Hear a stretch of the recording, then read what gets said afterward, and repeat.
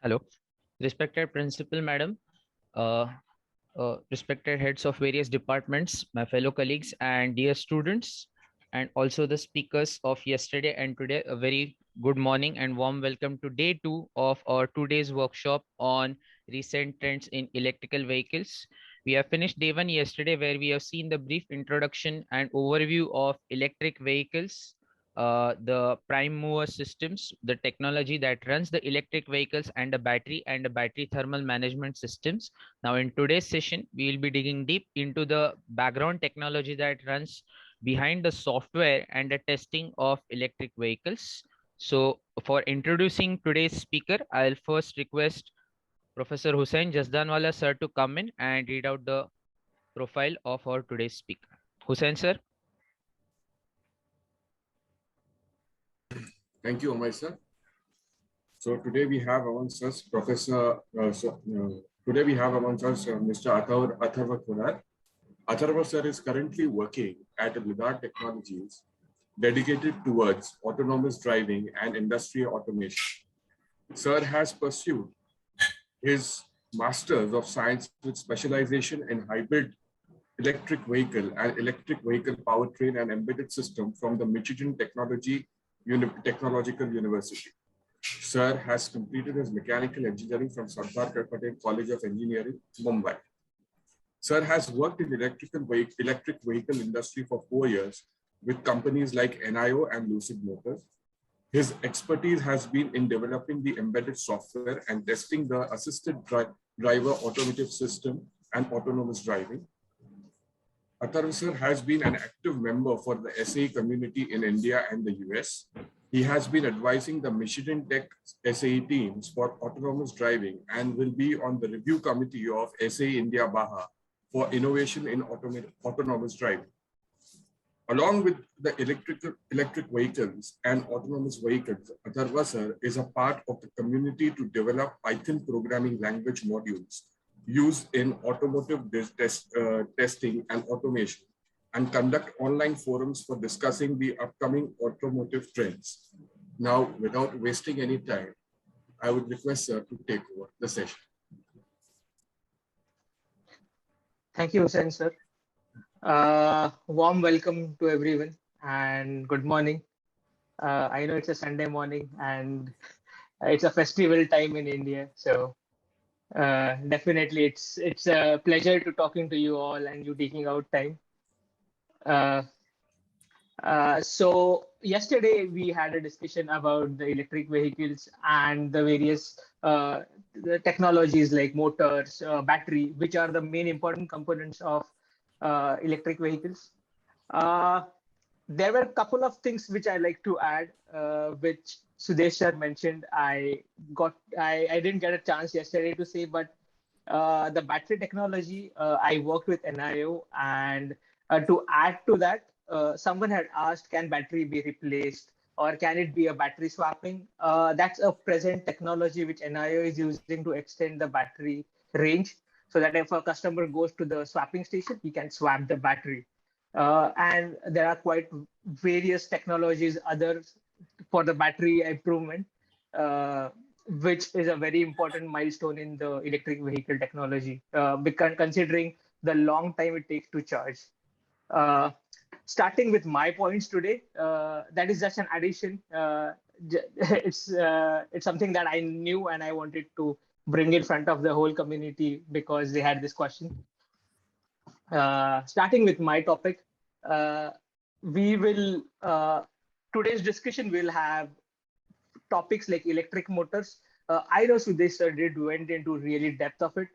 Still, I want to give some overview of why electric motors are important, because somehow it is connected with the software and understanding of the design of the vehicle.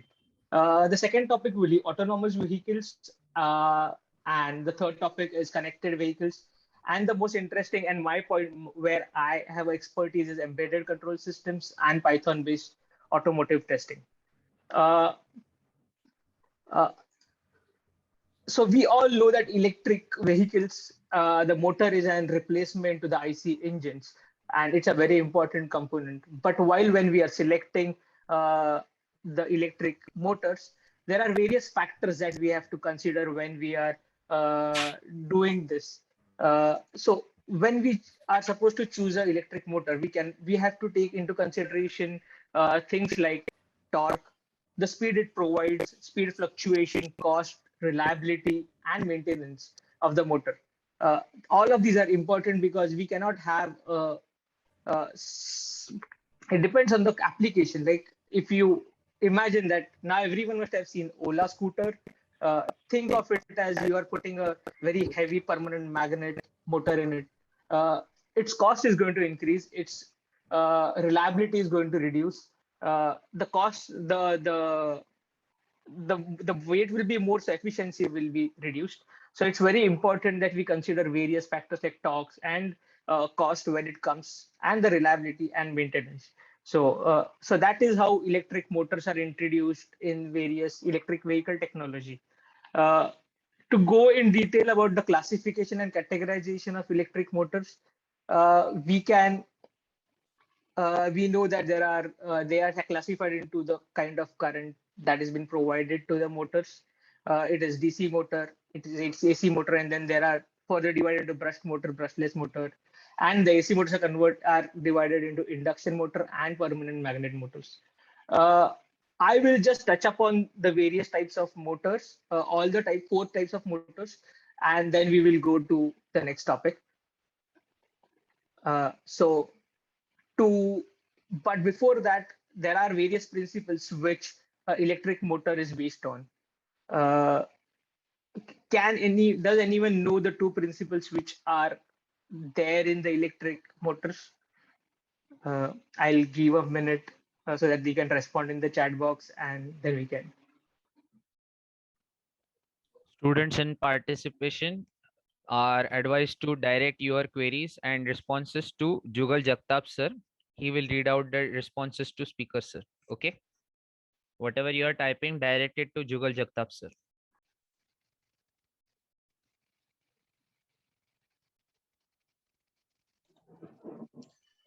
Sir, I have received one response. Yes. EMI, then magnetic induction. Yes, those are the scientific things, but the laws which I'm looking at various effect of laws. current. Okay. Yes, very good. Does anyone know the name of that law? That is law. Okay, I will continue. Not a problem. It's kind of interesting. So Okay. there are two laws which play a major role. First is the Ampere law. The electric conductor placed in a magnetic field will experience a force. So this is kind of this is how the force is generated in the motor. That is how force and that hence torque is generated, which we will be able to move the vehicle. The second law is the Faraday's law of induction. Yes, some people said induction. Yes, but the law is the Faraday law. If a conductor is moved through a magnetic field, then any component of a motion perpendicular to that field will generate a potential difference. So this is used in generator, which is the opposite of a motor, and is used in the motor to, because when there is a potential difference, using the Faraday law, induction is created, which will generate the force. Now I will show a basic, very simple animation of how brush motor works. Okay, so here we have our brush DC motor configuration with two permanent magnets, one with south polarity and the other one with north polarity. Now here we have the brushes, and on the shaft we have three copper pads with 120 degrees in between. Each copper pad will correspond to the input and the output of these three coils. Right now the brushes are touching with DC voltage only these two copper pads. So only this coil is energized and it will create, let's say, a north polarity magnetic field. So the north magnet will push the rotor away and the south one will attract it in the same direction. But when the rotor is spinning, now the copper pads changed. So now this coil is energized and again create a north polarity magnetic field. So again, it will push the rotor even more. And like this, the motor spins and spins while DC voltage is applied to the brushes. If we invert the polarity of the DC voltage applied to these brushes, the magnetic field created in the windings will be reversed, so the rotor will spin in the opposite direction. Okay, so here we have our brushed DC motor. Okay, so here we Okay. So now we saw how the brushed DC motor works. So it is just two wires. If one wire is positive and other is negative, it will rotate in a certain direction. And if the polarity is changed, it will rotate in other direction. The whole mechanism works on this over here. Can you see? That's the commutator which Suresh sir mentioned yesterday. And there is a stators over here in and the rotor is over here. So this is the rotor and that is how it works. What are the advantages and where are these brush motors used? The advantages are it is easy to configure. As you can see, there are so less parts and there is no electronic drive circuit. Basically, no electronic drive circuit means it has just two cables, a positive and a negative.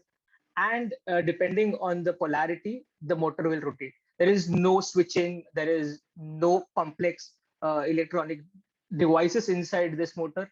But there are advantages to this.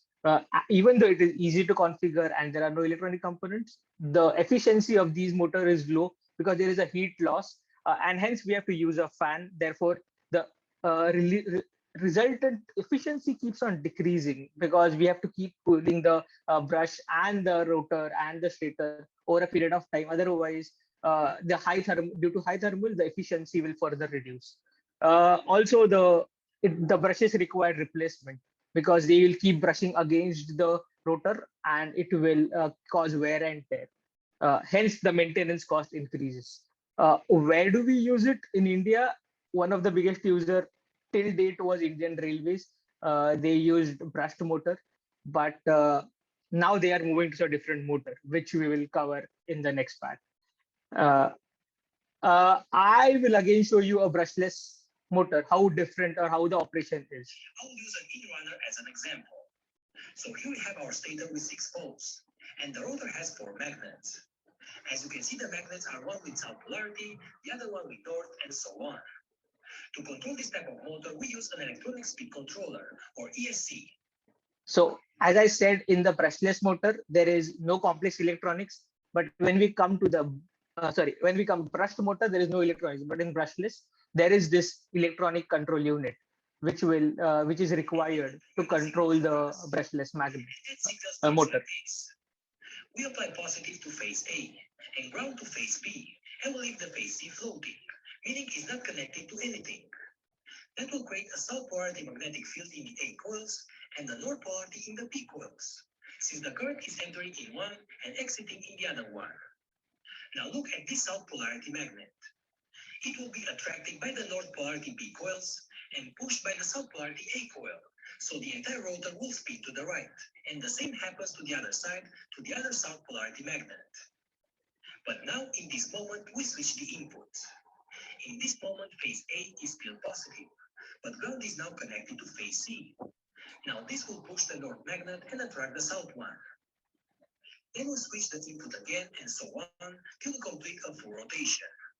The switching sequence is also predefined, and the faster we make the switch, the faster the motor will rotate. I'll use an in-run. So now we understand how the brushless motor works. Let us look at its advantage. Now, when in the presentation, in the animation, we saw that there is the controller which is used, ESC, which will move the polarity in the three wires, and that's how the polarity of the conductors will keep changing, and it will move the rotor inside it. The rotor is over here.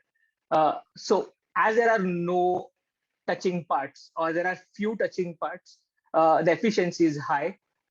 We can have a really high torque. The maintenance is reduced, and as there is no wear and tear, the life of these motors is really long.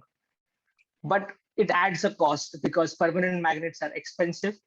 When we use these motors, there's a high cost with it. The brushless motors can have two applications. One is outrunner. Outrunner means imagine there is a stator and the rotor. If the rotor is outside, it is called outrunner, and if the rotor is inside, for example, in this image, the rotor is inside. It's a in rotor, in runner, rotor. So there are two different types of brushless motors. Both of them have in applications different domain. EV vehicle like two-wheelers will have outrunner in it. So I was kind of looking for Ola scooter to figure out what motor they are using, but they haven't mentioned it anywhere. But I am sure they are using a outrunner with future documentation and things. Will come to know what is Ola using and its what kind of motor it is using. The in-runner requires an external transmission. When we use a transmission, we are able to increase the torque which the motor is able to provide. Hence, it can be used in mid-size vehicles. Now let us go to the AC motors. The first one is induction motor. Let us look at the animation to understand how is it working. AC current to the cause of the stator, a magnetic flux will be created in the metal core. Now imagine that we have a closed loop copper wire in the middle of the core. By Lorentz law of magnetic induction, we know that when a magnetic flux is changing inside of a closed loop coil, that will induce a current in that copper coil. This current will create an electromagnetic force like this. So in this way, the entire closed loop will start spinning in this direction.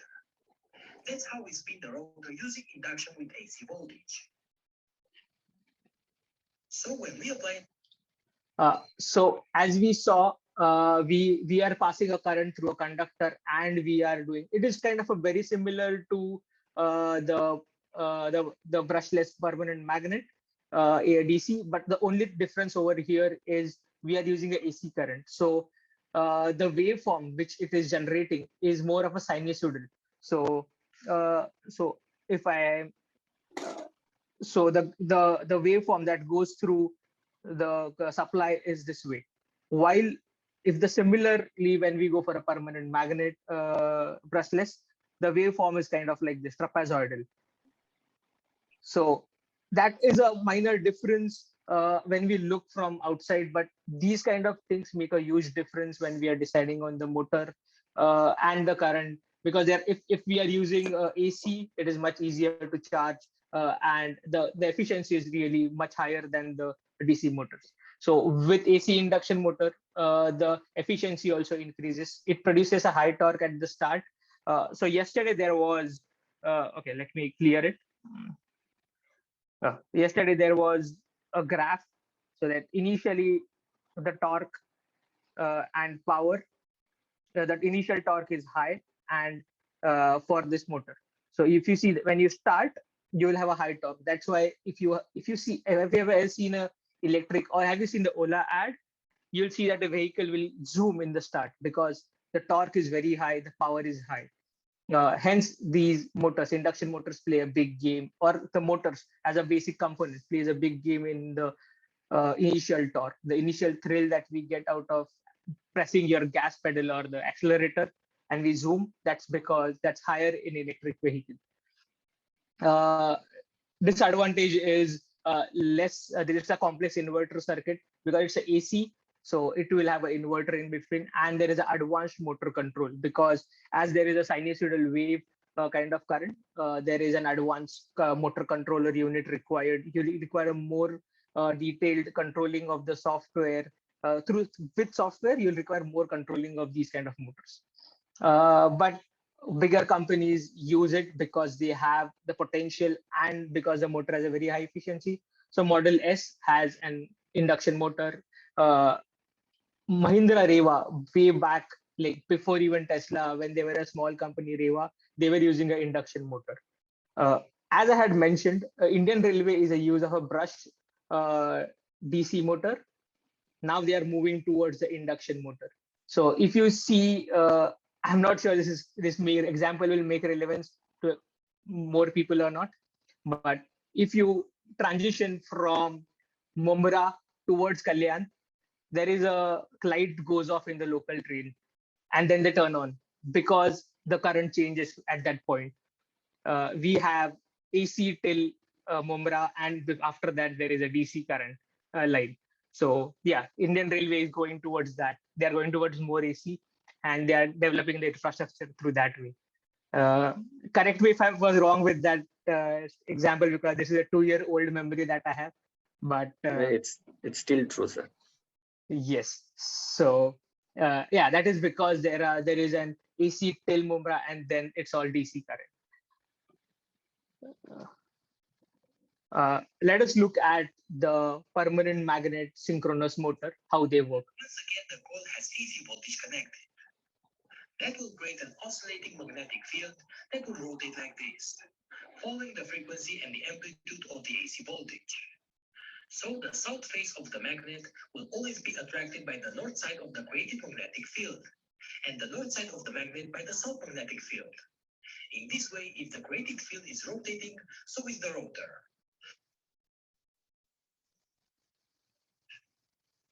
So permanent magnet motors, they have a high power density. That means the power that is produced per kg is higher when compared to the mass. Like the mass of the motor and the power it generates, it's very high.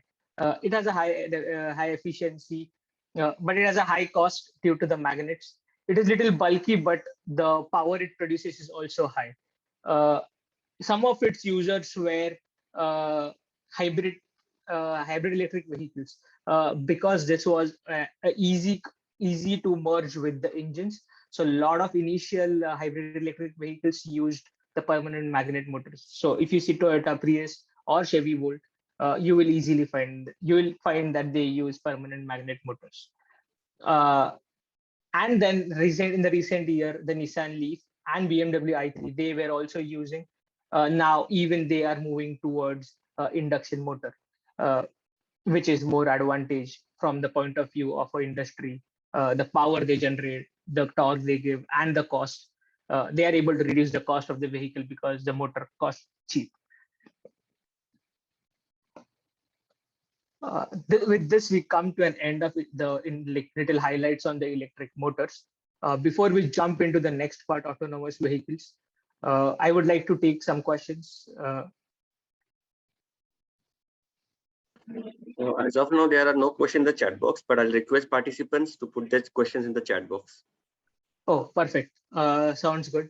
Atharva, yeah. sir, one Yes, student Amish. has mistakenly directed the query to me. I will read out. Can we Yes. use synchronous motor to power lithium-ion battery of an EV? So batteries and motors are two different components of an EV. You can take any combination. Yes, the answer is yes. And the explanation goes, lithium-ion batteries are just a power source, and you can drive the motor with it. It is synonymous to if you have a car, a petrol car, you can put a speed petrol. आप कौन सा भी petrol डाल सकते हैं, HP, BP, Indian Oil, कुछ भी डाल सकते हो. So engine remains the same. The battery is different. So engine and the motor and batteries are two different components. Think of it as the petrol is battery and engine is motor. Any combination will work. There is no strict restriction with that. Okay, no more questions from my side, at least. Yes. Jugal, sir? Okay. No more question here. So you can go ahead. Okay, Atharva, yeah, you can go ahead, sir. Okay, sounds good.